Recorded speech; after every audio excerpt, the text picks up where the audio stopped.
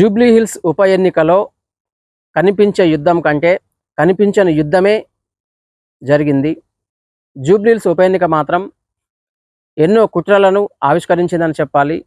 CM Revanth Reddy మొదటి నుంచి కూడా ప్రత్యేకంగా దృష్టి సారించి మరీ ఒక ఇంట్రెస్ట్ పెట్టి జూబ్లీ హిల్స్ ఉప ఎన్నికలో విజయం లక్ష్యంగా పావులు కదుపుతూ వ్యూహాత్మకమైనటువంటి అడుగులు వేసినటువంటి నేపథ్యంలో గెలుపు మాత్రం కాంగ్రెస్ పార్టీకి సునాయాసమైనటువంటి పరిస్థితి మనం చూస్తున్నాం. అసలు విషయానికి వచ్చేసరికి జూబ్లీ హిల్స్ ఉప ఎన్నిక మాత్రం సీఎం రేవంత్ రెడ్డికి అయితే కత్తి మీద సామే అన్న చందంగా మారిందంటూ మరికొంతమంది రాజకీయ విశ్లేషకులు అయితే తమ అభిప్రాయాలను అయితే వెలిపిస్తున్నటువంటి పరిస్థితి మనం చూస్తున్నాం. ఈ విషయం నేను ఎందుకు చెప్తున్నానంటే, సీఎం రేవంత్ రెడ్డి సీఎం పగ్గాలు చేపట్టిన నాటి నుంచి కూడా సీఎం కుర్సీలో ఆసీనులు అయినప్పటి నుంచి కూడా ఆయనకు సొంత కుంపటి మొదలైంది. అధికార కాంగ్రెస్ పార్టీకి చెందినటువంటి కొంతమంది సీనియర్ లీడర్లు, మరి ముఖ్యంగా సీఎం కుర్చీపై కన్నేసినటువంటి వ్యక్తులు కూడా హైకమాండ్తో గత కొంతకాలంగా టచ్లో ఉంటూ వస్తున్నారు. సీఎం రేవంత్ రెడ్డి వైఫల్యాలను ఎండగడుతూనే సీఎం రెడ్డి తప్పిదాలను వేలెత్తి చూపుతూ రాష్ట్ర హైకమాండ్ చెంతకు తీసుకువెళ్లేందుకు ప్రముఖ పాత్ర వహిస్తున్నారనేటటువంటి ఒక టాక్ మాత్రం గత కొంతకాలంగా అధికార పార్టీలో బలంగా వినిపిస్తుంది. వాస్తవానికి సీఎం రేవంత్ రెడ్డికి ఆది నుంచి కూడా బలమైనటువంటి శత్రుశేషం ఏదైనా ఉందంటే మొదటగా బీఆర్ఎస్ పార్టీ అని చెప్పాలి. బీఆర్ఎస్ పార్టీ శత్రుశేషాన్ని తట్టుకొని ధీటుగా తట్టుకొని మరి బీఆర్ఎస్ వైఫల్యాలతో పాటు బీఆర్ఎస్ శత్రుశేషాన్ని ధీటుగా తట్టుకొని నిలిచి ముందుకు సాగుతున్నటువంటి రేవంత్ రెడ్డికి మాత్రం సొంత కుంపటి మాత్రం పెద్ద తలనొప్పిగా మారిందనేటటువంటి ఒక బలమైనటువంటి టాక్ అయితే వినిపిస్తుంది. రాష్ట్రంలో కాంగ్రెస్ పార్టీలోని కొన్ని పరిస్థితులను చక్కదిద్దుకుంటూ కొంతమందికి అసహనంతో ఊగిపోతున్నటువంటి మరికొంతమంది లీడర్లకు సర్ది చెప్పే ప్రయత్నం చేస్తున్నారు, ముందుకు సాగే ప్రయత్నం చేస్తున్నారు. పూర్తి స్థాయిలో సీఎం దించేందుకు అవిశ్రాంతంగా పోరాటం చేసినటువంటి కొంతమంది లీడర్లను దృష్టిలో పెట్టుకొని ముందుకు సాగే ప్రయత్నం చేస్తున్నారు. ఇదే సందర్భంలో జూబ్లీ హిల్స్ ఉప ఎన్నిక రానే వచ్చింది. జూబ్లీ హిల్స్ ఉప ఎన్నికలో తమ సత్తా చాటాలని కాంగ్రెస్ పార్టీ ఆ సీటును కైవసం చేసుకోవాలంటూ అధిష్టానం ఆదేశాలతో ముందుకు సాగినటువంటి రేవంత్ రెడ్డి వడివడిగా అడుగులు వేస్తూ ముందుకు సాగారు.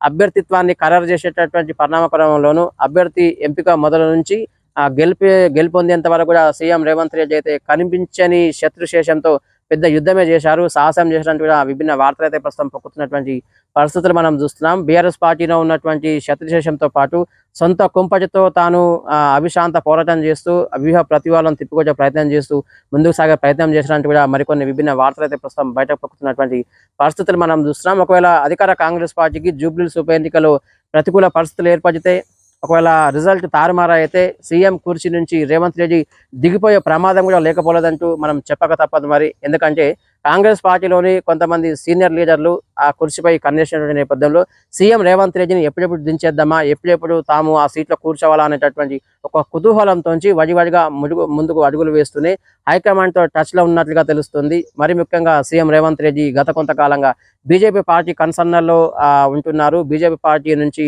టచ్లో ఉంటున్నారు. మరోవైపు అధికార కాంగ్రెస్ పార్టీ అభివృద్ధిని కాంక్షించడంతో పాటు పాలన అందించేటటువంటి క్రమంలో, పాలనను ప్రజలకు చేరవేసేటువంటి క్రమంలో రేవంత్ రెడ్డి గత కొంతకాలంగా ఫెయిల్ అవుతూ వస్తున్నారనేటటువంటి విభిన్న వాదనలు మాత్రం కొంతమంది పార్టీలోని కొంతమంది సీనియర్ నేతలు అయితే ఆ లీడర్లు కాస్త హైకమాండ్ చెంతకు చేరి రేవంత్ రెడ్డిపై కొన్ని లేనిపోని ఆరోపణలు చెప్పే ప్రయత్నం చేస్తున్నారంటూ కూడా కొంత టాక్ వినిపించింది. ఇదే క్రమంలో సీఎం రేవంత్ రెడ్డి అలర్ట్ అయినట్టుగా తెలుస్తుంది. అయితే బీఆర్ఎస్ పార్టీ నుంచి ప్రతిపక్ష పార్టీ నుంచి అధికార పక్షానికైతే కొంత శత్రుశేషం ఉండడం కామనే. అధికార కాంగ్రెస్ పార్టీ అభివృద్ధిని ఓర్చుకోలేక మరికొంతమంది ప్రతిపక్ష పార్టీలు అయితే కొంత లేనిపోని ఆరోపణలు చేయడం కూడా సహజమైనప్పటికీ కూడా సొంత పార్టీలో సొంత కుంపటి తయారైనటువంటి నేపథ్యంలో రేవంత్ రెడ్డి మాత్రం పెద్ద సాహసమే చేశారు.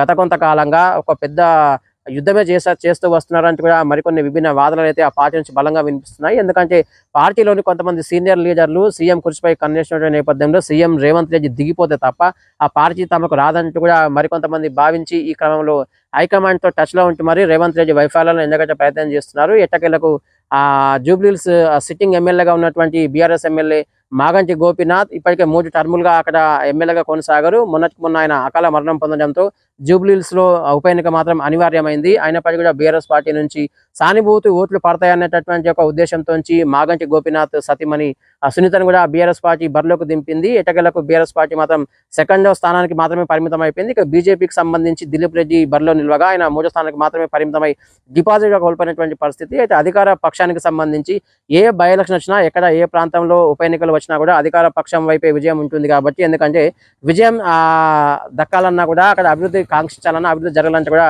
అధికార పార్టీ నుంచే సాధ్యం కాబట్టి, బై ఎలక్షన్స్ లో అధికార పార్టీకి ప్రజలంతా మొగ్గు చూపుతారు కాబట్టి అది ముందే ఊహించినటువంటి విజయం అయినప్పటికీ కూడా కనిపించని శత్రుశేషంతో పూర్తి స్థాయిలో రేవంత్ రెడ్డి కొంత యుద్ధమే చేశారనేటువంటి ఒక బలమైనటువంటి టాక్ ప్రస్తుతం వినిపిస్తున్నటువంటి పరిస్థితి మనం చూస్తున్నాం. ఎందుకంటే సీఎం రేవంత్ రెడ్డి తన పగ్గాలు చేపట్టిన నాటి నుంచి కూడా ఎట్టకేలకైతే అధికార పక్షంలో ఉన్నటువంటి మరికొంతమంది సీనియర్ లీడర్ల పోరు తట్టుకోలేకనే పూర్తి స్థాయిలో కొంత అసహనంగా ఉన్నట్లుగా తెలుస్తుంది. వారితో పెద్ద యుద్ధమే చేస్తున్నట్లుగా తెలుస్తుంది.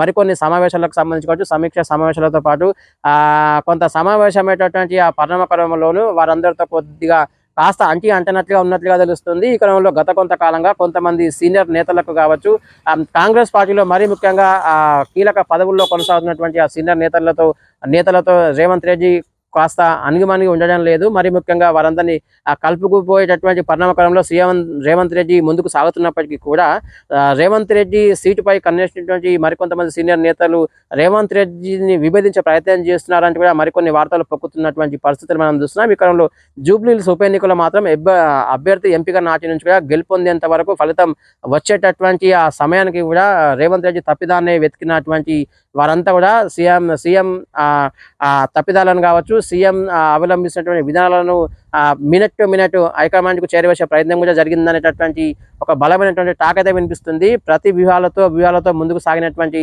ఆ శత్రుశేషాన్ని కూడా ప్రతిఘటించి మరీ రేవంత్ రెడ్డి ముందుకు సాగే ప్రయత్నం చేశారు. ప్రచారాలను ఓరెత్తించినటువంటి పరిస్థితి.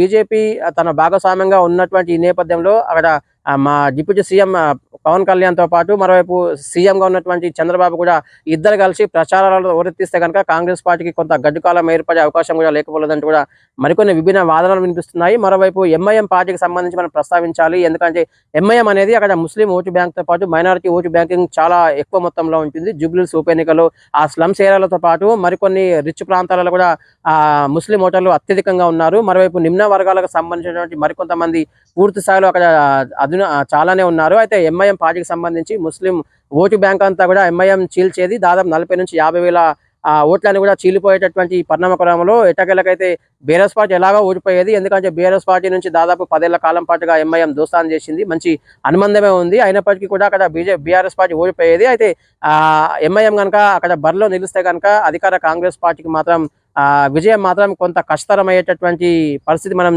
వింటున్నాం ఈ క్రమంలో. ఎందుకంటే అక్కడ ముస్లిం ఓటు బ్యాంకు బాగా ఉన్నటువంటి నేపథ్యంలో అత్యధికంగా ముస్లిం ఓటర్లు ప్రభావితం చేసే అవకాశం ఉంది కాబట్టి అక్కడ ఎంఐఎం పోటీకి దూరంగా ఉన్నటువంటి నేపథ్యంలో అనుకున్న రీతిలోనే విజయం మాత్రం హస్తగతమైనటువంటి పరిస్థితి. ఈ క్రమంలో ప్రస్తుతం కాంగ్రెస్ పార్టీ అక్కడ సమరాలు నిర్వహించుకుంటుంది. ఆ పార్టీ నుంచి బరిలోకి దిగినటువంటి నవీన్ యాదవ్ ఎట్టగలగైతే 25,000 మెజారిటీ సొంతం చేసుకొని అక్కడ సీటును మాత్రం తన హస్తగతం చేసుకున్నారు. ఈ నవీన్ యాదవ్ గెలుపు కోసం మాత్రం కాంగ్రెస్ పార్టీ విజయం చేకూర్చేందుకు సీఎం రేవంత్ రెడ్డి మాత్రం కనిపించని శత్రుశేషంతో యుద్ధమే చేశారనేటటువంటి ఒక విభిన్న వాదన వినిపిస్తుంది. కనిపించని శత్రుశేషంతో సీఎం రేవంత్ రెడ్డి జూబ్లీహిల్స్ ఉప ఎన్నికల్లో తనామునకలు అవుతూనే వారి ప్రతి వ్యూహాలను ముందే పసిగట్టి ప్రతిఘటించే ప్రయత్నం చేశారన్న ఒక బలమైన టాక్ వినిపిస్తుంది. ఒకవేళ జూబ్లీహిల్స్ ఉప ఎన్నికలో ఒకవేళ ప్రతికూల పరిస్థితి ఏర్పడితే విజయం కనుక హస్తగతం కాకపోతే సీఎం కుర్చీ నుంచి దిగిపోయే ప్రమాదం కూడా లేకపోలేదంటూ కూడా మరికొన్ని విభిన్న వాదనలు అయితే వినిపిస్తున్నటువంటి పరిస్థితి మనం చూస్తున్నాం. కనిపించని కుట్ర కోణాలు జూబ్లీహిల్స్ ఉప ఎన్నిక ఆవిష్కరించిందంటూ కూడా మరికొన్ని విభిన్న వాదనలు అయితే వినిపిస్తున్నటువంటి పరిస్థితి మనం చూస్తున్నాం. మొత్తంగా జూబ్లీహిల్స్ ఉప ఎన్నికలో నవీన్ యాదవ్ 25,000 మెజార్టీతో గెలుపొందినటువంటి నేపథ్యంలో రేవంత్ రెడ్డి మాత్రం పూర్తి స్థాయిలో ఆనందంతో ఉరకలేసినటువంటి పరిస్థితి. మొత్తంగా జూబ్లీహిల్స్ ఉప ఎన్నికలో కాంగ్రెస్ పార్టీ ఆ సీటును మాత్రం తన హస్తగతం చేసుకుంది. అధిష్టానానికి మాత్రం ఒక గిఫ్ట్గా ఇచ్చినటువంటి నేపథ్యం మనం చూస్తున్నాం. మొత్తంగా జూబ్లీహిల్స్ ఉప ఎన్నిక మాత్రం రేవంత్ రెడ్డికి కత్తి మీద సాములాగా తయారైందనేటటువంటి ఒక అభిప్రాయం అయితే బయటకు వస్తున్నటువంటి నేపథ్యంలో సొంత కుంపటితో పాటు ప్రతిపక్ష బీఆర్ఎస్ పార్టీతో ఒక యుద్ధమే చేశారు. కనిపించని శత్రుశేషంతో జూబ్లీహిల్స్ ఉప ఎన్నికల్లో మాత్రం సీఎం రేవంత్ రెడ్డి ఒక యుద్ధమే చేసి గెలిచి తట్టుకొని ధీటుగా నిలబడి మరీ గెలుపొందారంటూ కూడా మరికొన్ని విభిన్న వార్తలు అయితే ప్రస్తుతం చక్కర్లు కొడుతున్నటువంటి పరిస్థితులు మనం చూస్తున్నాం.